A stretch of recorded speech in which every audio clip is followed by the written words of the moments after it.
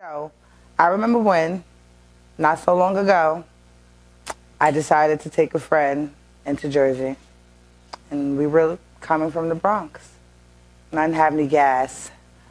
And so I'm like, bro, we need gas if you want to go. And he's like, I don't have any cash, but I'm going to get cash. And so another friend was like, yo, all I have is $7. I think it was $6. Six. And so I don't know what gas I had in my tank, but like whatever, like the dollar worth of gas in my tanks that was able to get me from my building to the gas station, along with the $6 in my mind, was enough to get us into Jersey. It did. Now, probably should have turned the car off waiting in the parking lot. I'm a dumb blonde when it comes to cars because does that run the gas out? I don't know. It was raining. I did have to put on the defoggers a little bit so that we could see. So that did run out the gas a little bit, I think. Does that run the gas out? I don't fucking know. You probably should read the manual when you get a car so you know what runs your gas. And don't pay attention to the fact that it was only $6. We didn't go far. It was like less than 20 minutes away. And I don't know, in my mind, I knew my car, that we was going to make it. Anyway, I said when we was leaving, bro, we got to get gas.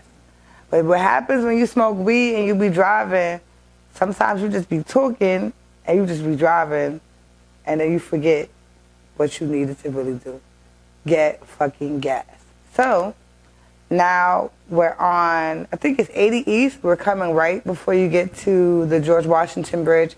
I think it's like exit 71. I think it's called Inglewood, you know. Shout out to the West Side. Because, you know, I was like, I know I'm going to see Snoop now. The car, if you've ever been in a car that's about to stop working because you have no gas, the gas feels funny. Like, it just feels really light. Like, you just feel I don't know, you can feel it like, bitch, there's nothing left. And I could just feel it. Like, I was going 60, but I was looking at the speedometer like, that 60 didn't feel like a fucking 60. And then I'm like, oh shit. That's when it dawned on me, bitch, the gas. When I looked at it, it probably was past E. That shit was like all the way in the black area, like near where the light is, like where it shouldn't be going. Like, you should have just stopped 20 minutes ago. Now we're stuck. I don't know. I'm assuming that exit 71 is a hill. Or does anyone know why when your car runs out of gas, it goes backwards? Because now I'm at the exit trying to get off, but it can't get off because my car has stopped. And I can't even put it in neutral, I have to put it in park. Because any other gear, this bitch is rolling backwards. So people are coming, I got the flashers on, and let's, like, you know, add insult to injury, I'm riding dirty. The plates on my car have been expired since May. I'm not going to tell you what kind of car I drive. You might be police officers and come look for me. Don't look for me. Anyway, so now I'm fucking nervous. Like, fuck. If the state police come, we're in trouble. And, you know, like, I'm not going to talk about my friend who I'm driving because, you know, we love our friend. This nigga really riding dirty. Oh, I don't know how dirty he is until the car stops. It's like, I got this, and that. You got, oh my God, now we're going to jail. So, God sent angels and two men who were probably older than me and my friend put together stopped their pickup truck and pushed the car over to the side. And so we lucked up that they actually came because everyone else was like flying by us. He thought we were going to die. He actually left me in the car for a while because he thought that someone was going to hit the car, and I guess, you know, someone had to be alive to tell the story. I probably should have got out too, but that just probably would have made more of a scene. Luckily, there was a big truck that was stalled in the middle of the road, so when the angels came and pushed the car to the middle of the road, it looked like an accident, luckily.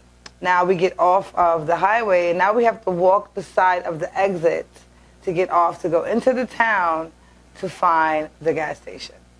Luckily, it wasn't that far, but it was far enough. And then as we're walking, the police see us. And we're like, and I don't know what type of town this is. I don't know what the demographics are, but we probably didn't look like we belonged there.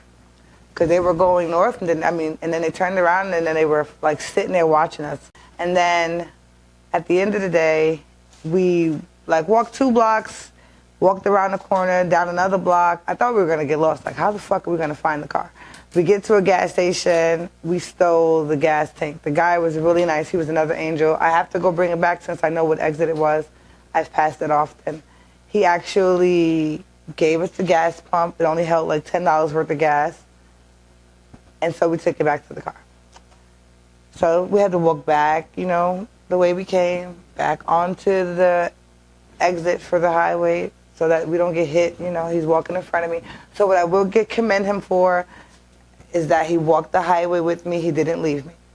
I will also commend him for the fact that he made sure that I walked on the inside of the highway and not the outside, so I didn't get killed first if we got killed walking back to the highway. By the time we got back, the truck was gone. I was praying. I'm like, bro, if we get back and State Patrol is by the car, we just going to turn back around. We probably would have got arrested anyway because they would have known it was our car, but luckily they weren't there. Now, the even ass kicker to the story is I don't know how to pull gas in the fucking gas tank with the fucking gas thing that we stole from the gas station. We borrowed it at first, but we did not bring it back. He's nervous because, you know, he's super dirty. So we probably put $2 worth of gas in the car, maybe 3. Enough to get the car to turn on. Once the car turned on, he yelling at me, and he's nervous, and so now we get in the car and we drive into the Bronx. But, of course, I drop him off to get him out the car. My ass still don't have enough gas. I don't realize it. I get on the Major D again, heading south. Luckily, I got off the first exit, even though a truck tried to kill me, and I had to pull out my stick. Everybody who knows me knows I ride with a stick in my car. It's New York City road rage. Don't blame me. Blame the New York City people that drive around me that I have to protect myself from. It's not them. It's not me. It's them. Or maybe it's both. But be careful when you see me driving because I got a stick in the car. Anyways, as soon as I get off the fucking highway, car shuts off again. Are you fucking kidding? Men don't help women when they're in distress. Because I had gas this time. I just needed somebody to help me, like, pour it in my thing because this nigga didn't know how to do it. And he left me because he was home safe with all of his riding dirty antics. Now I'm here with, you know, bad plates. But I'm in my neighborhood, and, you know, when you're in the Bronx, the cops don't really look at your plates. Thank you, officers and NYPD of the Bronx who don't pay attention to frivolous things.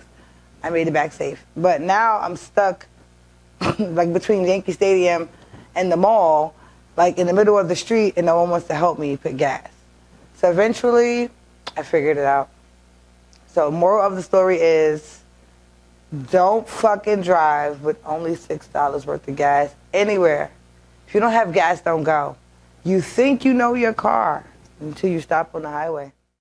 I hope that you enjoyed the video. Please don't forget to like, share, subscribe and hit that notification bell so you will always get an alert when a new video drops.